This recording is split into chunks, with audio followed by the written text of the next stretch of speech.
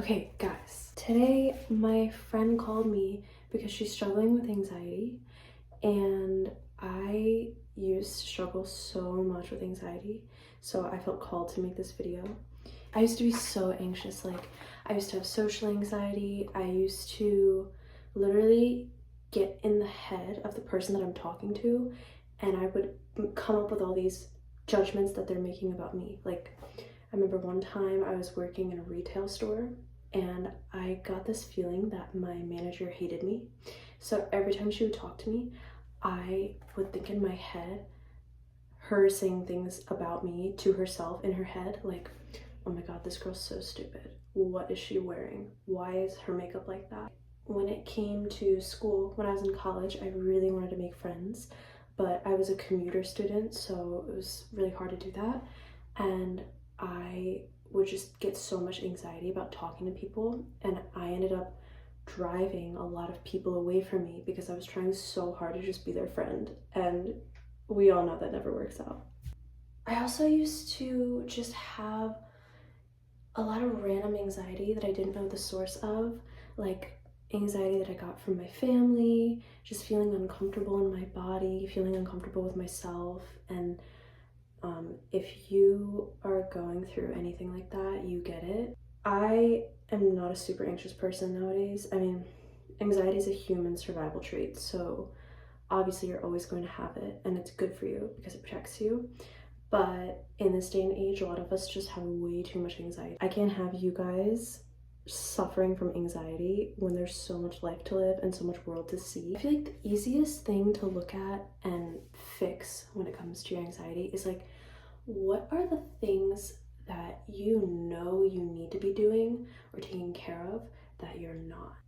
If you have to get your car serviced, if you have bills that need to get paid, that parking ticket, if you are feeling anxious about like losing weight or like not going to the gym enough, these things that we have in the back of our minds that are causing anxiety, like these are the easiest fixes. Just think about all of the things that you're putting off, all the things that are just like nagging in the back of your mind, and you need to take care of them.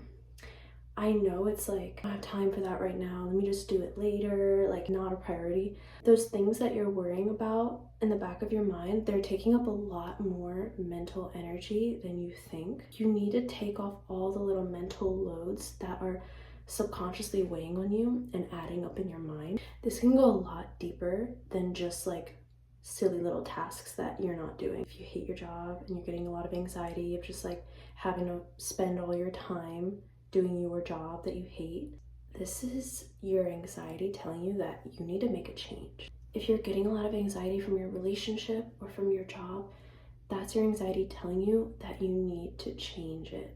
You'd be surprised when you actually start removing the things that are causing the anxious energy in your mind. You'd be so surprised how much better you'll feel. Like, if you're in college and school is giving you way too much stress, maybe you need to change your major. If your boyfriend's stressing you out, maybe you need to change your boyfriend. This goes into like your intuition as well. The way that you feel about people after you hang out with them is so huge. Like, I used to have this boyfriend where I would feel like super great whenever we were together, and then when we weren't together, I would have all this anxiety and like all this worry and all this negative emotion. And it wasn't until after that relationship ended that I realized, like, oh, that's my body telling me to get out. Like, that is not good for me. Pay attention to your intuition. Pay attention to the emotional things that are giving you anxiety, because they're speaking to something greater than just anxiety. They are telling you that you need to let your emotions guide your decisions a little bit. I know a lot of people say like, don't let your emotions guide your decisions, but when it comes to the people that you allow around you, your emotions are huge. Like, if somebody makes you feel unsafe, or even it can be so subtle, let's just say they make you feel negative. It can even be like one of your girlfriends. If you feel negative after hanging out with her, or you have a certain conversation with somebody that really just makes you feel negative after, chances are you just like need to keep your distance from that person. They might be doing something that's putting you down in some way that you're not catching on. Like they might have been triggering something, some kind of jealousy in you, or maybe putting you down. Maybe they were being condescending. They were like positioning themselves to be better than you and you didn't even realize it. Another thing is, when I was a teenager, I used to feel a lot of anxiety when it came to like my parents knowing anything about my dating life. And I, like, in hindsight, I wish that I'd listened to my anxiety about that. Like, I would be embarrassed to bring my boyfriend home to meet my parents. And now that I'm older, I realize that's just a sign that I should not be dating this guy and not bringing him home to meet my parents. Because if you feel like shame about something and it's giving you so much anxiety, like what they're gonna think, how they're gonna feel if they don't approve, like that is a moment when you need to let your intuition guide you. If you're feeling embarrassed to bring somebody around your family, that is something you should listen to, and that's a huge sign that you're not choosing the right person. One time I went out on like 2 dates with this guy, and after the second date I felt like heebie-jeebies or something. Like I was not feeling good afterwards, and I decided to kind of like pull back, and I literally, like, the relationship literally fizzled out. Like I felt like I had made the conscious realization that something was off, and God literally took him out of my life. Like, and I'm so grateful that I had finally learned to listen to my intuition, because I probably just saved myself like so much energy and mental anguish. A lot of times you might be better than this person, or you might have something that they desire. This is very common if the people around you are jealous, if they're insecure. Like imagine you're that shining beam of light. You are just like, when you walk into a room, everybody looks at you, people are drawn to you. You're beautiful, you're sweet, you're beaming. Like that is a threat to so many people, and you need to be careful of the people with evil eyes. And this is a classic, exposure therapy. Just like talking to people more, putting yourself into situations that you're afraid of more. Of course, this is going to help with your anxiety. Ask anybody who has done exposure therapy for their anxiety. It can only help. This is up to you. If you want to get better at talking to people, you have to go out and talk to people. The only tip I'll say really helped me with this is you need to change your perspective when it comes to talking to people. Like, whenever you try to talk to somebody with a specific goal in mind, let's say you want them to be your friend, you want them to like you want to get something specific out of this interaction that's like much bigger than the interaction. Instead of thinking about conversations in terms of big goals, you just need to set very small goals. You just want to set a very small goal for every conversation. This conversation is meant for me to get to know the person better. If you're just like curious, if you spend any conversation with somebody just trying to get to know them better, just trying to understand them better by asking them questions and listening to what they have to say, then you're going to actually have things to say. Like the next time you talk to that person, you can ask them about their job that they told you about, their family they told you about, that vacation that they're going on. Like you will have things to talk about. I know a lot of people who struggle with social anxiety are like, I don't know what to talk about. There's like so many like basic little things. Like being good at small talk is a skill. It's not something to overlook. It's literally a skill. Ask about occupation, family, weekend plans or past plans, vacation plans. Find something that you have in common to talk about. And if you don't have anything in common, just stick to the questions. Whatever information they give you, ask about it. I saw this YouTube video once about how to be a better communicator, And the speaker said that people give you like bait whenever they talk to you, and you're supposed to take the bait. Like if somebody's like, oh yeah, like, you know, my weekend was like crazy, you don't say like, oh my god, yeah, my weekend was crazy too, I da da da da. No, you take the bait. You say, oh my god, what happened? You ask questions. Like if somebody mentions something very small that it's obvious that there's more to it, give them the opportunity to open up about it. Ask about that thing, because people drop these little baits in conversation that you're meant to ask about. This is the art of conversation. So if you have social anxiety, just think every time you have a conversation with somebody, the goal is not to be their friend, to get them to like you, to get them to want to date you. No, the goal is to just be curious, ask them about them. And honestly, you should want them to talk more than you talk. This is something that improved my communication so much. Like, have you ever met somebody that just talks so much and you're like, how do they not have that internal worry that they're boring me? Like, I just can't talk for too long. Like, I have this like timer that goes off in my brain where I'm like, all right, time to stop talking. But really, when you talk less, people respect you more. They are more curious about you, and they care more about what you have to say. If you don't talk when you're in a group situation, people will go around the circle and they will all talk. And if you haven't spoken yet, they will literally look at you and they will be dying to hear you speak. They will ask you to speak. So try this. Try it. Introverts know. Y'all know that when you speak, people listen. Another thing that my anxious girls go through is like, you think about just such a big picture. You'll like think about your whole entire life and how you're gonna make it work, and like, you know, your dreams and all this, and like just how it's all gonna come together, how you're gonna make it work today. But like, no, you need to think about things in so much smaller of a scope. You need to take everything one step at a time. Because if you've ever heard about the planning fallacy, I love talking about this. It's that the further you are away from the goal, the less information you have. The closer you are to the goal, the more information you have. If you're trying to plan your life out 10 years in advance, you have no freaking clue what's gonna happen and what's gonna change between now and 10 years.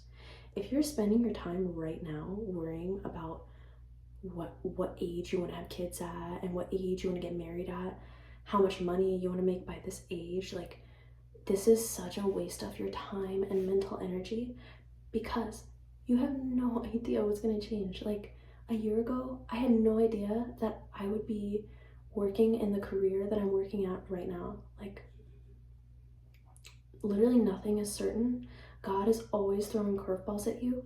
So just focus on the next right action. Focus on the nearest goals that you can accomplish with what you have. The way I would sum this up is, instead of thinking big picture, think one step at a time. Another game changer if you have anxiety is just your perspective. Perspective is everything.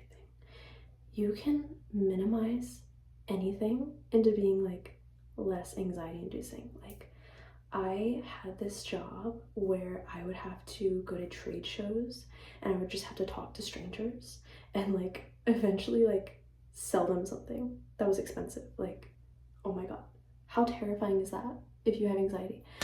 And I literally minimized it down to like, okay, all I have to do is put on a cute little outfit and go ask people some questions, get my little Starbucks, and it'll be a great day, right?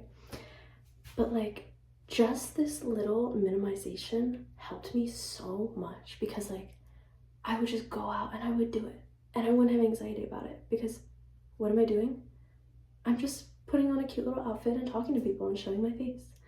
And what's so bad about that? It's the same thing like what I was just mentioning in a conversation. Instead of thinking like, oh my god, this conversation has to go well so that I can get this person to like me or want to be my friend or want to date me. No, just minimize it. Be like, it's just one conversation. Relationships are built up over several small conversations. Like, people in this day and age don't realize this. Everything has to be like right now.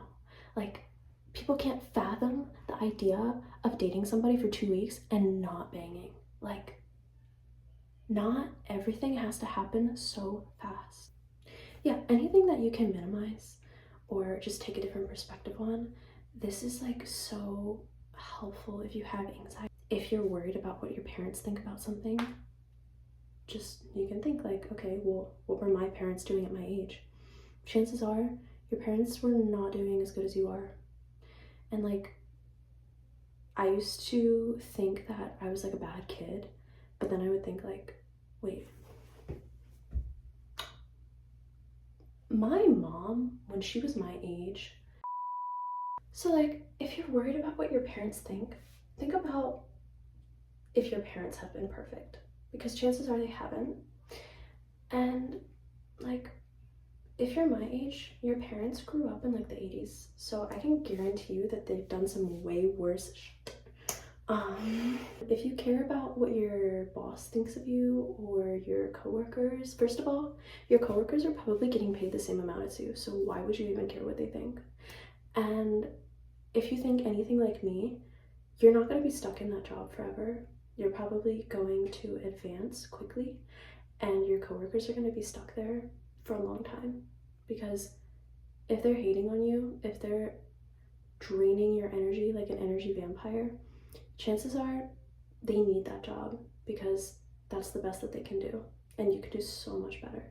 So really, like, really think about the perspective of things before you go and decide to have anxiety about what somebody thinks or just whatever kind of situation that you're in, because chances are it's just a stepping stone and it does not define you. The last thing I want you to think about is, why do some people not struggle with anxiety?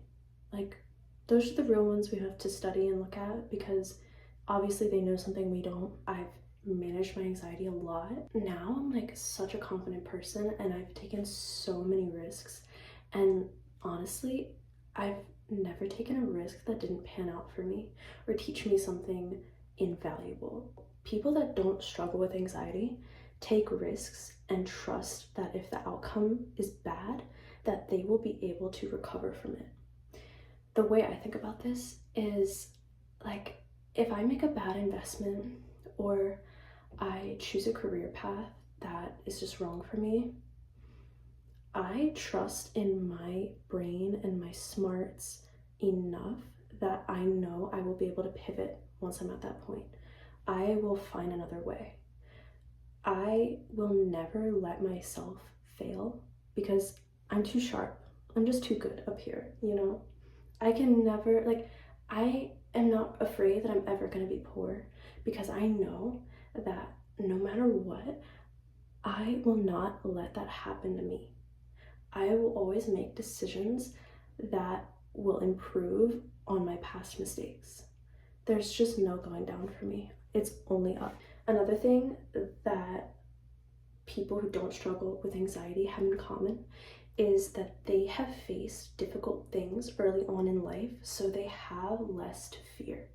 Like, if you grew up in a household where you just had a tough childhood, there's not a lot of things that compare to that. Like, you can literally do anything. Like, if I have to do something that's like scary, it's like literally nothing can scare me because I've already been through some hard things. I'll give a little teeny bitty example. Like, my mom is such a mean mom.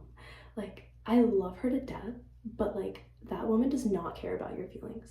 Like, when I first came crying to her in high school when my boyfriend cheated on me, she was like, get over it and get boobs. Like, my mom is so ruthless. You cannot tell me that my outfit sucks or that I'm ugly, anything that my mom hasn't already told me. But you know what? Like, it worked out good because now I'm just like, I'm so cute. And it's probably because my mom is a mean mom. And now, like, I am not like ridiculously emotional because I always have my mom in my head, like, get over it. And I'm really happy to have that point of view, honestly, because like there's not a lot of things that can make me emotional because I just like I have my priorities more in line than I would have if I had a mom who was like, it's okay, honey, feel everything.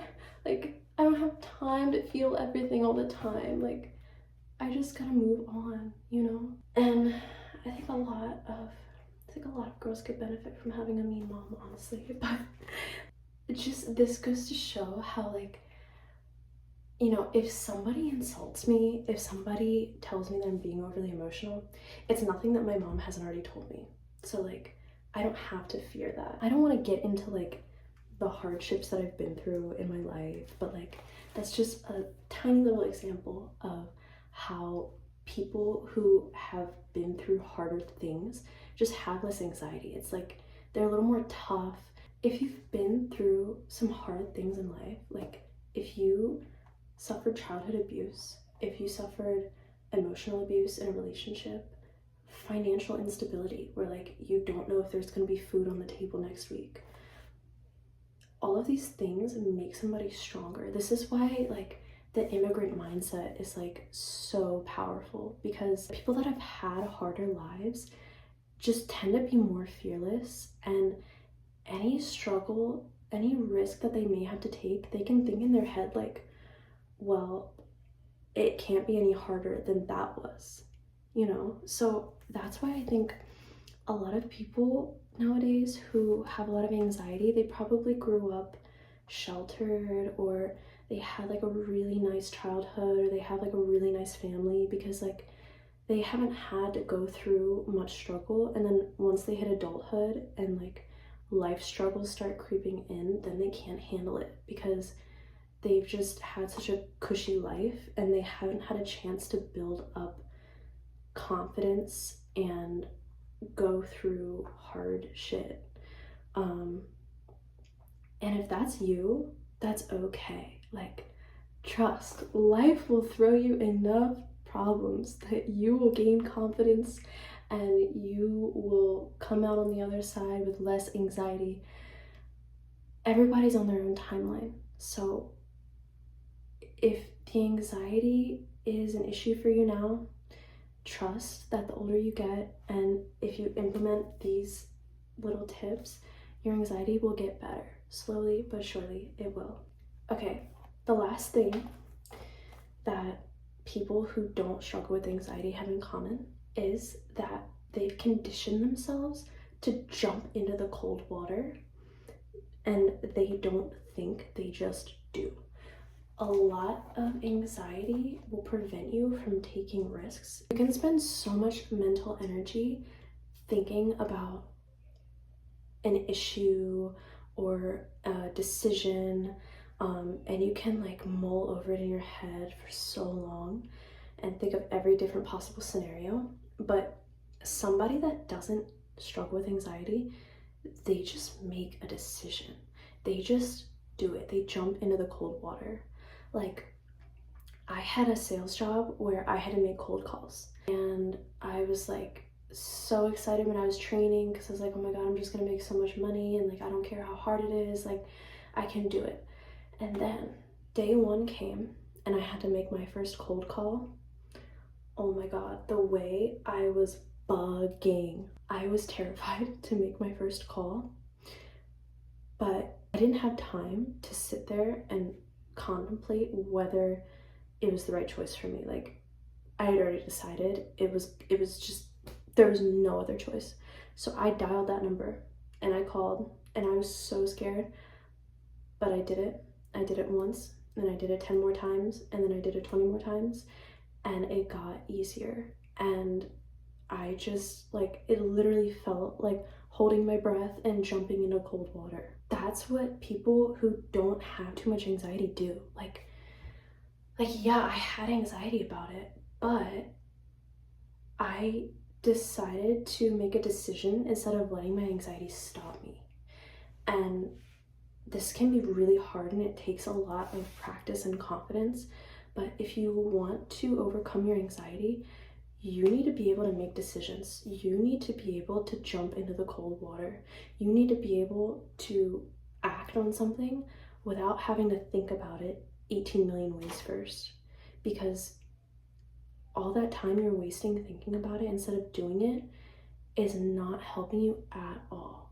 Like, I listen to a lot of entrepreneurial advice, and there's a really common mistake that a lot of people make where they think that they just need to like listen to every entrepreneurial audiobook and listen to all the podcasts and watch all the YouTube videos and like just do all this research before they actually start their business.